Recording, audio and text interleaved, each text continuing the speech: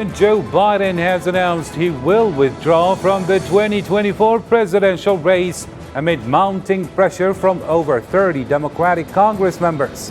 At 81, Biden, the oldest sitting president, will complete his term but will not seek re-election. He initially did not endorse Vice President Kamala Harris, but later expressed support for her. This marks the first time a sitting president has abandoned a re-election bid since Lyndon Johnson in 1968. Biden's decision follows criticism of his debate performance and recent gaffes, including a mix-up with Ukrainian President Volodymyr Zelensky and COVID-19 diagnosis. The Democratic Party now faces uncertainty with less than 4 months until the November election and the upcoming Democratic National Convention. It remains to be seen if other Democrats will challenge Harris for the nomination or if the field will remain open. This and more will be discussed with our panel of guests shortly. Stay tuned for more.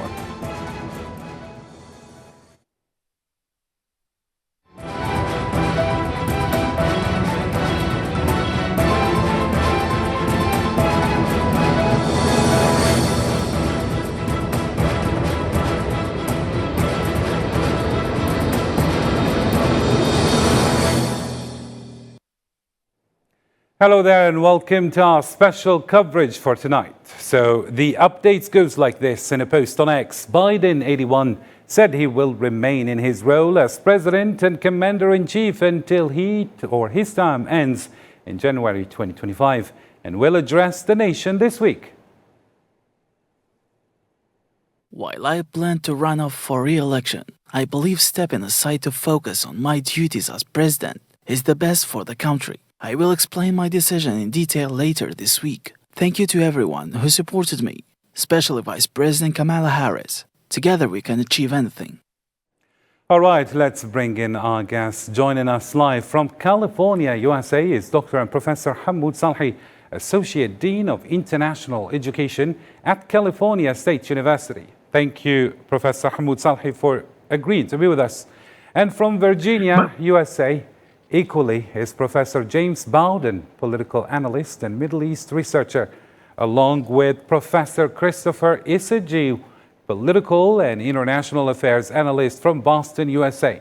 Gentlemen, thank you all for agreeing to be with us. And let me kick it off with you, Dr. Hamoud Salhi. Since 1968, Joe Biden is the fast-sitting president to withdraw from a presidential race. The causes may vary, but chief among them were calls from many for Biden to end his re-election campaign. Senators like John Tester and Peter Welch joined the calls for Biden to end his re-election campaign. Now, can we say that what Biden did now was to preserve the unity for the Democratic Party?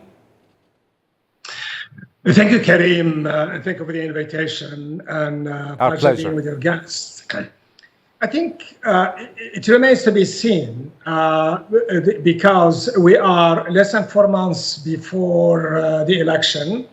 We have a convention in about a few weeks, and at that convention, the Democrats have to do what's necessary for them to do, which have a platform that will be in line with the candidate who is going to represent them. Presumably at this point, I think it will be Harris.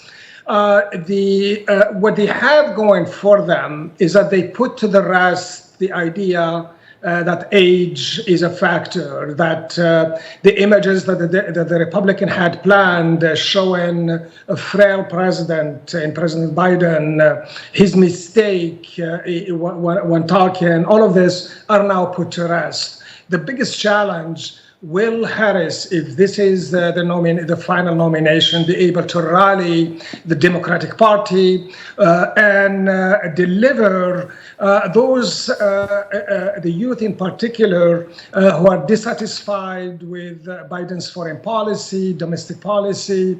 Will she be able to unify the party and lead them? Time will tell, but it's really cutting it short almost by every day. Thank you indeed. And let me bring here Christopher Issa-Jill, the political and international affairs analyst from Boston. Please, sir, what do you think was the decisive factor in President Biden's decision to withdraw his re-election bid? I mean, was it the pressure from his party, his debate performance maybe, or his health issues, according to you? Yeah, thank you. Our pleasure. Colleagues on the panel. I think, really the writing was on the wall for President Joe Biden. I think it was growing pressure from really the senators, the Speaker of the House, former Speaker of the House Nancy Pelosi, Senator last 2 weeks since President Biden's very poor performance in the debate versus Donald Trump. Really, the inner circle of, rather not his inner circle, but more the Democrat elite has been calling for him to step down and step aside. I was reading an article earlier today, even saying how the media had also sort of the legacy mainstream media, if you will, the Washington Post, CNN, New York Times, those sort of outlets also were sort of beating the drum and really sort of putting additional pressure. So I think that plus his own probably sense of patriotism and probably sense of duty to the country led to him to pass the torch or step aside for the next generation. So that's probably those factors. Indeed. And what about you, Professor James Bowden? Given the concerns about Biden's age and mental fitness, how should the Democratic Party now address these issues? And is a generational shift necessary now?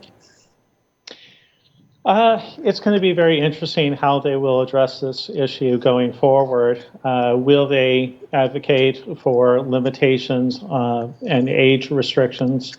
It's going to be very interesting to see. Biden represents really the last of that generation of Democrats, and I don't foresee the age and capability factor coming back into play for quite some time. In fact, we may never see this issue come up again. So this is definitely a once in a lifetime type of situation. Professor Hammoud Salhi, the impact on the Democratic Party here, just to bring it back to the discussion again, what are the implications of President Biden's withdrawal for the Democratic Party's strategy in the 2024 election, according to you? So the application is that the timing is very, very important. So he doesn't leave time for his replacement, or enough time to lead a campaign.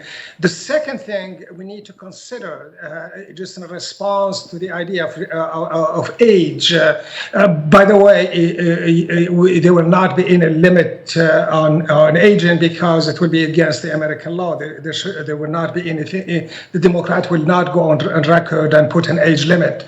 But the problem is further than that. The majority of the delegates, I think around 4,700 of them in the Democratic Party, are supporting Biden. Will those delegates go in and support and endorse Kamala Harris? So that poses a problem in logistics. So waiting this long added some kind of division, or contributed to the division in the political party. And finally, there is a huge gap between the traditional elite that are in charge of most of the party leadership positions and the youth that is at 70% of age below 30 or 35. This youth has huge benefits in terms of voting, but it feels marginalized, particularly its issues are not addressed. Student loans, that despite the fact that Biden did a lot of things in that perspective, but still unanswered. So there are some, the downside to Biden taking a decision at this point are many, but it's the right decision for the party, as he said, and for the United States in particular. Back to you, Christopher Issajew. Vice President Kamala Harris has been endorsed, I'm saying, by President Biden as the Democratic nominee. What challenges do you foresee here and opportunities that she's going to face as she steps into the role of the Democratic nominee? Yeah, definitely. I think there's a number of significant challenges for Vice President Kamala Harris.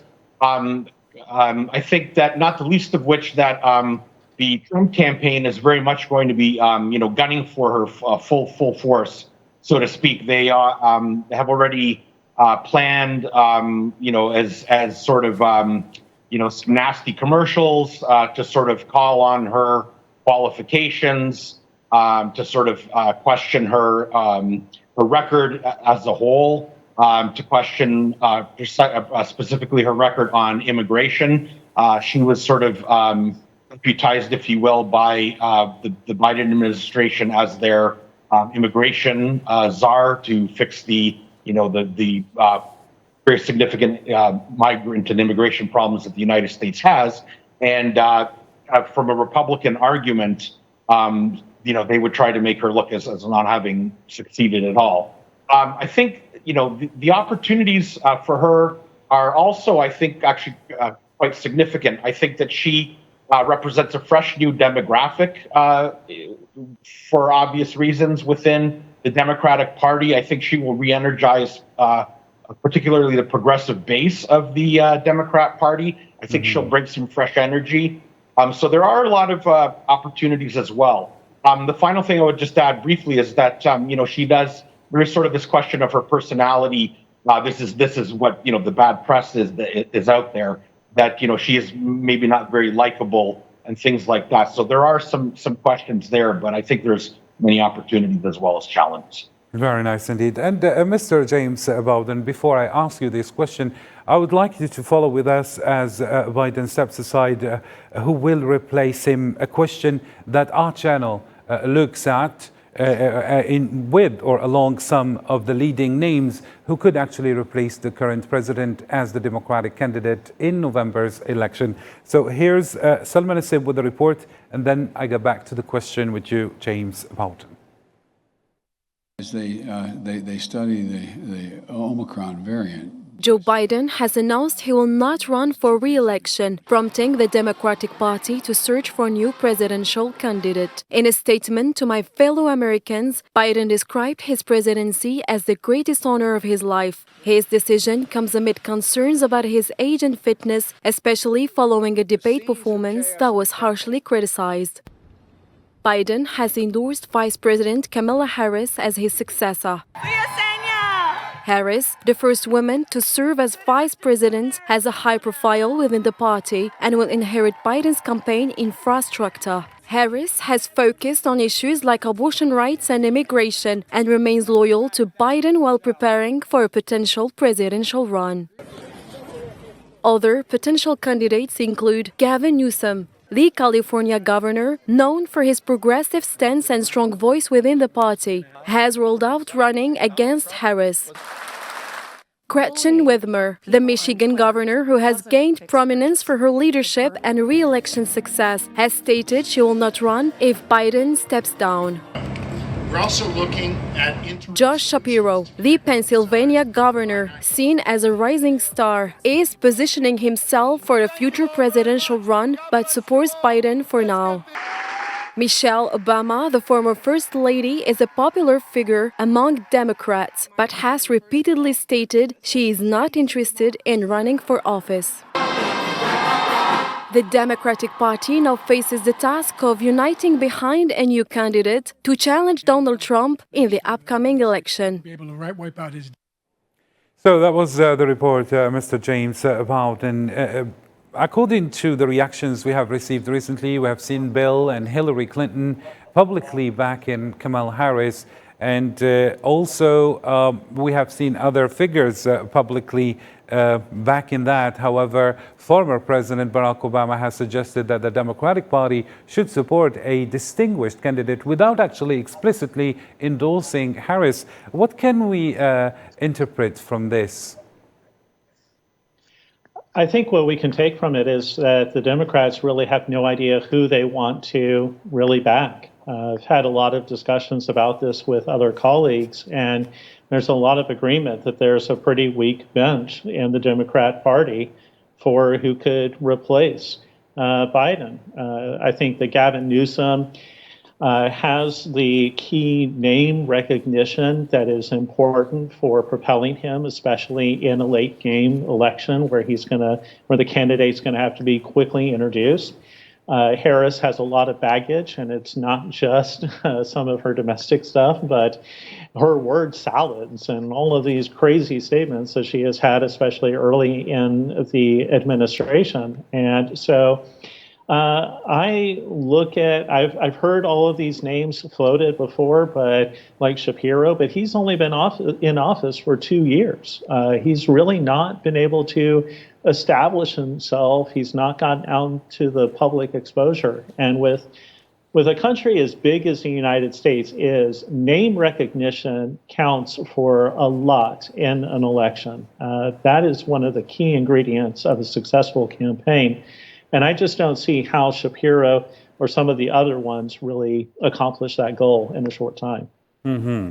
And Dr. Hamoud Salhi, former President Donald Trump claims that defeating Kamala Harris would be easier than defeating Biden. Does this reflect the current American political landscape, or is it just a mere, let's say, propaganda?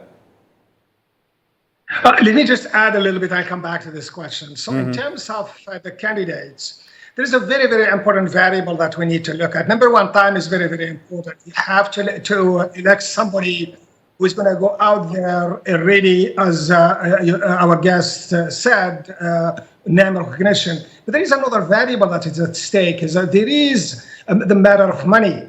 The Biden-Harris campaign raised $240 million in cash. For any candidate outside of them, they have to raise their own funds. Harris is able to raise to use the money, the $240 million for her campaign, because her name appears with Joe Biden. The rest you can't. So you have one problem. The second problem that you have, in order to get the majority, the nomination, you have to have at this point the majority of the delegates at the convention. When Biden comes in and say, I am in full solidarity and I'm supporting Harris, that means he's sending all his delegate or telling his delegate, this is my choice, please follow me. And in addition, the last point is that Harris is likely to win the support, number one, of women, which is a huge issue this coming election. Number two, the minorities, the African American caucus is very, very important. Remember, in 2020, the reason Biden got to where he was struggling in the early primaries, and then he started to win the election after winning Georgia, where the African American leaders went behind him and started to support him. One of the a question that came out of that is that an African American should be appointed to higher position. Many say that Kamala Harris won one of those choices or one of the compromise. So it's a very, very, very important point.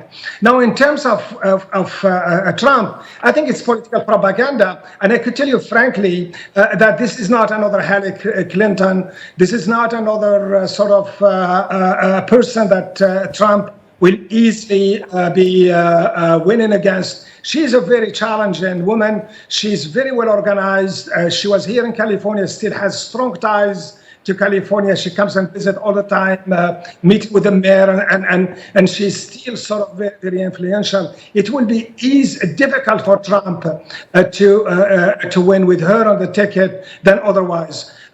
Does he have the chance to win the elections? That's a different matter, but that doesn't mean that she's not going to stand up to Trump, particularly in the presidential debate, because people will see Trump as a bully. And one of the things, the challenge that the foreign president he has yet to expand his base. He still appeals to the same evangelical Christian Caucasian white Caucasian base. So it's very, very difficult. If he goes after her and start attacking her, she might get the sympathy of the public. That's why it's a difficult challenge for him. And this is why, from number one, two things are happening in the media today with the Republican Party. Number one, they are trying to get to force and ask questions to Biden. Can he continue ruling from now and until January, number one, and possibly until November, because they think when the president, if a Republican wins, they should start ruling. So number one, they are questioning that he's not fit, and they are looking for a report. The second thing is that they are engaged in attacks against Kamala Harris, downplay her role, and to project a sense that the Democrats are still fragmented and they don't have the right leader, the right formula to win them. It's all gaming, it's political propaganda, as you noted, Karim.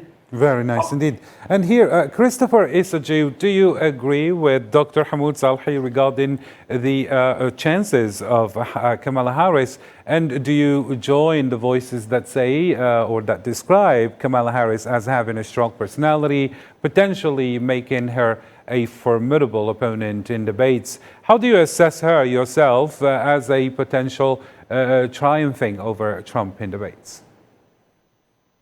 Well, I mean, just based on analysis of things I've read and accounts of her and things like that, I think there's a few things. I think that it really comes down to the tone of this election, which is, for Republicans, it's a referendum against against Biden and Harris. For Democrats, it's not allowing Trump to win because, as the Biden campaign has couched it correctly or incorrectly, Mr. Trump is an existential threat to U.S. democracy as we know it, the liberal democracy.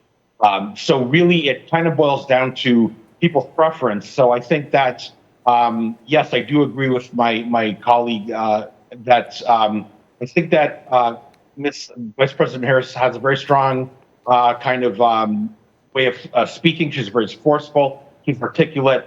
I don't quite agree with my other colleague about the word salad. I think she has made some word salads. If you watch her talk, when she's sort of off the cuff, she does have a populist appeal to people that, whose demographic she speaks to. She's articulate enough, and she has kind of a grassroots appeal when she talks about her mother and her family and things like that would appeal to, African Americans, which is very important, women and things like that. So I think she has a lot of strengths. Definitely, I think her personality. She's a fighter. She's a former criminal prosecutor. I think she's more than able to stand up to Trump. And I think that the Trump campaign knows that. I think that even though they have this bravado on the surface, I think that they preferred a Biden, President Biden as the front runner as opposed to Kamala, because they know how to deal with him, whereas she's a little bit still of an unknown. However, there's the flip side of that, where there's things that they can go after her that could be a weakness. And again, she did run for president with the Democrats several years ago. She was not that successful. Behind the scenes, it is whispered that she's difficult personality. Her vice presidency sort of was off to a rocky start. So it can go either way, but I do think she's a strong candidate. And personally, I think she's probably the strongest candidate. As my other colleague mentioned, of all the Democrat field, I think that she's really the one in the pole position to actually challenge Mr. Trump, given the circumstances, the short time frame. If anyone is, I think it's probably her.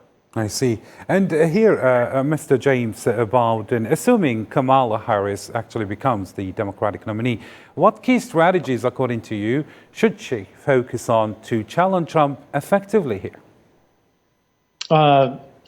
That's a very good question because I think that she's going to have a lot of challenges in addressing and taking on things challenging her foreign policy and being conjoined at the hip with Biden's foreign policy, especially in the Middle East. So she's going to have to very quickly, strongly articulate a very strong foreign policy, something like addressing the war in Ukraine. How is she going to keep NATO together? How is she going to address Israel? there are some very significant challenges. And so she could get Trump in that area because Trump has not focused on that. He has been very U.S. focused, and still some people are very focused internationally. And back to you, Dr. Hamoud Salhi. In light of previous elections, as you mentioned, where gender role maybe played a significant factor, can American voters actually support a woman as president, particularly considering Trump's past victory over Hillary Clinton? It's very tough to say. But I think in this case, if you have a candidate who is not known for a past, let's not forget, we know Donald Trump. He was here before. Donald Trump was the president of the United States, but he failed. And Donald Trump is a very well-known figure. So what you are going to cast, regardless of your differences with the candidate, whether because of the gender, you are going to cast a vote against Trump. And that's where this issue comes in. Personally, I feel that Barack Obama was the exception. When he was elected as an African American, it was a celebration in the entire country because we felt that this is a new era. But then came the disappointment. Barack Obama did not live up to expectation because of the structural, the institutional that are behind him. Now, do we still have those structural, institutional, particularly for a woman and a woman of color? So we do still have that.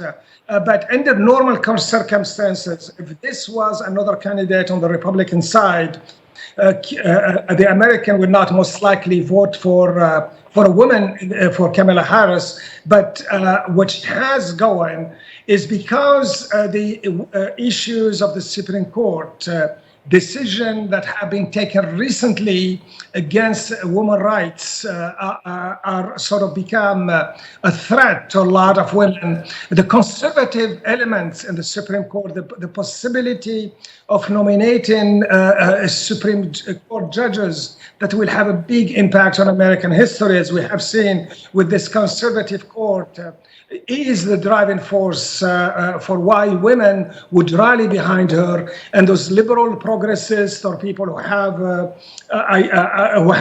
problems, or Democrats in general have problems with the Supreme Court, the conservative direction that even the lower courts have taken because of the nomination that Trump has. So these are factors that will actually appeal to Americans, and they will, and gender in this case may not be the factor, the reason for their vote for Kamala Harris, and it's the issue that will drive them. But nevertheless, under a different leader, we may not have seen those same people voting for a woman at this juncture, this critical time of American history, based on what we're seeing with the challenges that are facing minorities and women in general in the American system. And Mr. Christopher Issajew, Biden's legacy here maybe can be reflected back if Kamala Harris assumes office here and wins. If we were to assess President Biden's accomplishment over the past 3.5 years, particularly his achievements when it comes to the economy, healthcare, and climate legislation, I mean, maybe the American public is going to think that whatever happened in Biden's era is going to be continued, let's say, if Kamala Harris takes office. How do you see that yourself? Yeah, I mean, that's a very good question. It's very broad-based. I think it's, if you want to look at it, I think the election is, if you look at the polls before the horrendous assassination attempt on Mr. Trump, the polls were in some states, the swing states, Mr. Trump did enjoy a few points advantage. In the popular vote, they were almost neck and neck at certain points. I'm sorry, actually, well, up until the horrible debate. After that, things got a little hairier for Mr. Biden, and sort of the epic moment, if you will, of Mr. Trump, raising his fist, and that's certainly played to his base. And I think even non-Republicans, non-MAGA Republicans admired that sort of show of humanity and strength. I think, however, that really, if you liked what Biden did, and if you're a Democrat in the base, I think you're going to think that Kamala Harris could give a fresher, different spin to things, maybe on climate change. Foreign policy, I think, it's how you want to look at it. If you're pro kind of NATO, pro multilateral institutionalist type person, then you will like the fact that President Biden and Kamala Harris stood up for democracy, stood up to Russia, and continued aid to Ukraine. Although there's been criticisms even that they had a kind of a very drip approach in sending lethal aid to Ukraine. Russia. Yes. So yeah, I would say it really depends. I think it's going to be decided by. Sorry to kind of put a point on the question. I think it will be decided by the independents and the undecided voters. I think that's where, and again, it's how you want to look at it. I think if they see her as a bronze albatross, continuing failed policies that made Biden unpopular, then I think the answer is no. It won't be good. If they see a fresh approach, then she could be a good candidate for change. Very nice. And what about you, James Bowden? During his speech at the Republican National Convention, Trump actually criticized openly Biden's handling of international crises in general. Do you believe that his claims that these crises would not have happened under his administration are solid? And what evidence supports or refutes this? Yes, I really do not believe that any of these crises would have happened. We have watched as the international scene has just gone to pot in this entire administration. Let's rewind and go all the way back to his initial approach with Saudi Arabia, where he was going to deny them Patriot missile battery systems, and they began to shop, even with our adversaries, Russia, for missile battery systems. And then all of a sudden they had to reverse course. Then there was the debacle in Afghanistan, where we saw Afghans hanging on to airplanes and falling off of them. And these are Afghans who are American citizens who are trying to be evacuated. We have Marines and we have American military soldiers being bombed. And then Biden comes out there and he crumples up at the podium. And Putin looks at that and says, this guy's weak. I can run over this guy. He's not going to commit troops. He's not going to commit American resources. I can go right on through. And what happens? He goes right into Ukraine because he knows that Biden's not going to stand up to him in a serious manner. And I do think that the subsequent response was a surprise, but then again, we saw the response in Israel. Once again, we sent resources in there, and then all of a sudden we pulled them away. And then Hezbollah began to fire more missiles at Israel, and we've seen a continual escalation. And as the war has escalated, Biden has actually retreated more. So these crises never would have taken place. And, love it or not, Putin had a respect for Donald Trump and knew that Donald Trump would be very serious in addressing a crisis in Ukraine. And so I do believe that Putin would probably be very happy for a Harris administration because he can look to 4 more years of weak, tepid responses. Israel just bombed Yemen and the port of Hodeidah. And that was something that the United States could have done months ago in order to put an end to the crisis that we have in the southern Red Sea. But while we've got ships and Navy vessels parked offshore, it's the Israelis who are taking out these oil facilities and saying, look, you've crossed the line. So, I find it very accurate that if there is a Harris administration, we will see 4 more years of international crises. Let's bring Dr. Hamoud Salhi back to the debate here. Dr. Hamoud Salhi, do you agree with our distinguished guest just said that maybe these international crises would have been spared if Donald Trump was in office? And just as a fun fact, the Kremlin actually has shown keen interest in Biden's withdrawal. Why is this so significant given Trump's historically closer ties to Moscow? So a couple of things there. One is that when Trump talks about he could resolve this conflict by a phone call, there's a lot of things there. Number one is that it gets the media attention. This is why we spent hours, or the media spends hours talking about it. And we all know that it's an exaggeration, but it has some substance in it. Is that it calls to the fact that a leadership style that most likely this person believes in this case, clearly, Biden believes, Trump relies on personal leadership, relies on his ability to make decisions, and always claim that he has the last word. In other words, he goes beyond the American institutions, the Pentagon, and other institutions. So that's personal. That's how we could interpret that. Connected to that, when we talk about a crisis, we had wars during Trump era. True, Trump did not have his own war. He's perhaps the only American at this point who didn't go to a war during his time, but it only was 4 years. But let's hear what Trump has said on in the few sentences or the few words that he had talked about Gaza. He wanted, he number one said it will never, he blamed Biden for October 7. Second, he basically said it will not happen under my watch. And then he warned Hamas and told the Israelis, you better finish this job before I take over.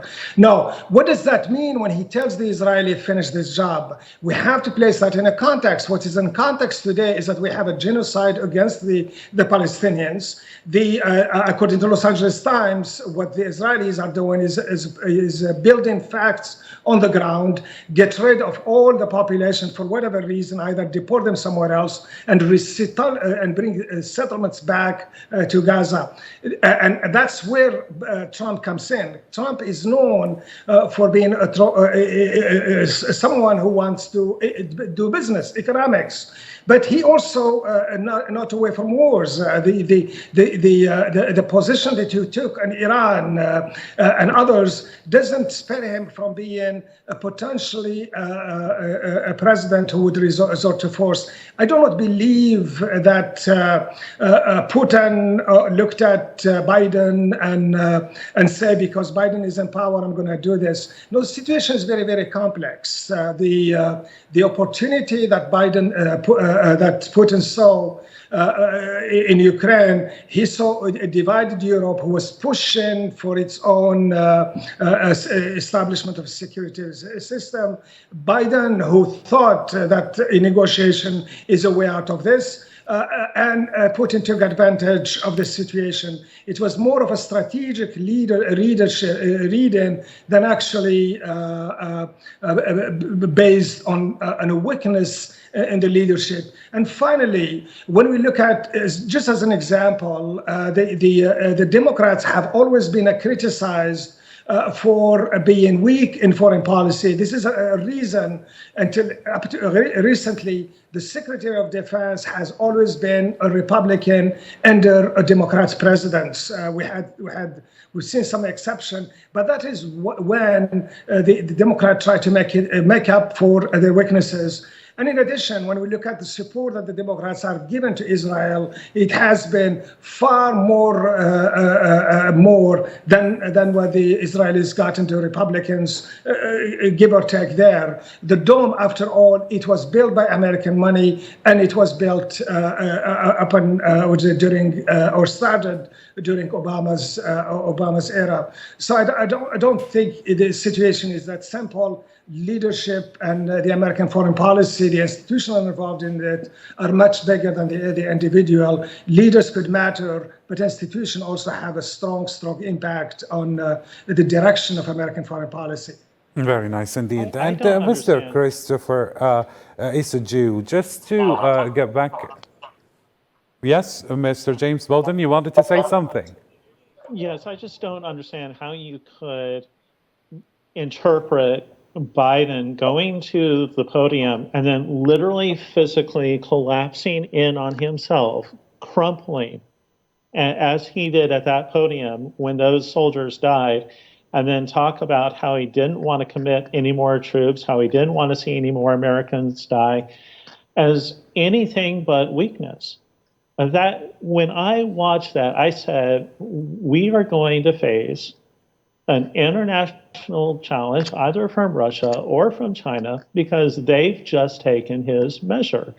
And what that measure is he is afraid to commit American soldiers to an international conflict. And we have seen that time and time again. And it's very important to send messages and have the strength to send messages. Donald Trump killed Soleimani. He assassinated him with a drone strike. He allowed Iran to pop off a couple of missiles that hit a base in Iraq, and then it was over.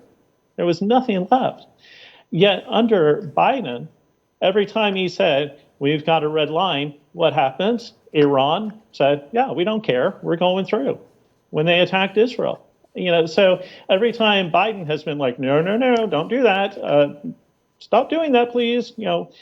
They've just gone further. And so it's just been a total disaster as concerns foreign policy. And we were talking about Harris, and I just don't see how she differentiates herself from that. How is she going to be able to come out and convince, especially the Arab Americans? The Arab American communities in Texas and in Michigan and the northern states are looking at the Biden administration, and they're also unhappy with the way that he has handled the foreign policy aspect. And they're a key demographic that's been weighing his poll numbers down, and likely hers. Another factor that might be really important, Mr. Christopher is a Jew, is the possibility that Donald Trump will actually withdraw from NATO. And this has raised many questions, especially among Europeans. How do you see this yourself, Mr. Isager?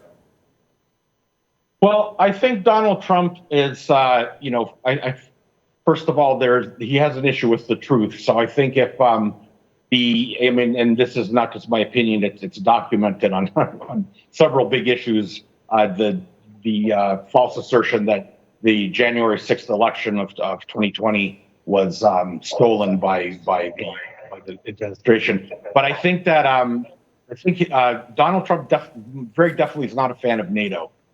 His worldview and the zeitgeist, the spirit of the time right now with Republican populism is very much returned to good old isolationism mixed with a shot of kind of nationalism, maybe religious Christian evangelical nationalism and things like that. So that kind of a worldview is not a Euro-Atlanticist, great friend of Europe and NATO. So there's that argument. On the other hand, former President Trump did do some good things when he strengthened NATO by making other NATO members pay their fair share. And there are many NATO members, actually including even Canada, which is one of the greatest allies of the United States and the United States' largest trading partner, which still is not paying its fair share of percentage of GDP, 2% to contribute to NATO. So there are those two countervailing arguments. I think former President Trump's pick of J.D. Vance, who is a NATO skeptic, who's maybe has some sentiment, maybe not so much anti-Ukrainian, but definitely is suspicious and skeptical of further aid to Ukraine, maybe has some inclinations towards and an admiration for the Mr. President Orban, the Hungarian president, who's a right-wing populist as well, who's also a friend of Donald Trump, who is sort of in that inner circle. Mr. Trump's movement does admire, to a certain extent, authoritarianism.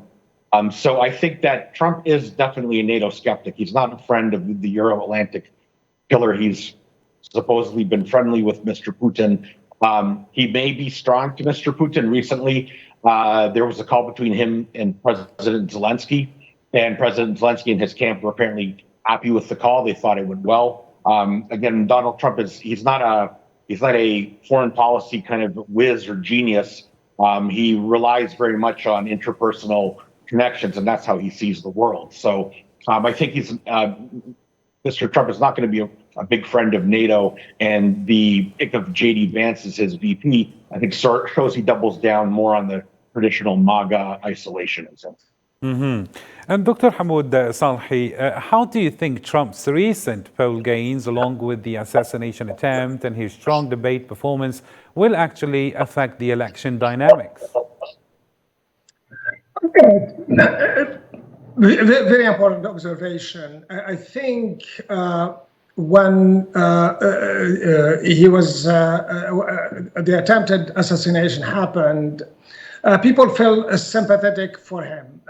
There were many who thought that this is an opportunity for him to run for the elections.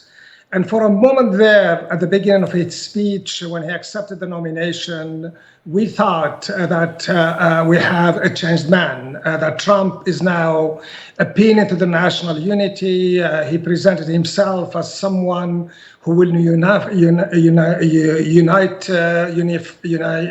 the nation. So from that perspective, there was a great potential for him to capitalize and win with the election. And as Politico described it, he was already a winner. But then Trump returned to himself. And I think in part because when he was talking about unity, he was talking about all the things that he wanted to do, that he was told to do, he didn't get any reaction from the public, or for that matter, it didn't appeal to him.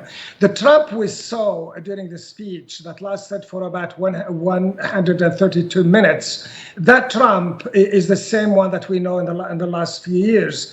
So, and that Trump may have difficulty winning the election in the elections, meaning that the appeal, the attempted assassination may not work with him continuing to define, to naming people and insulting people.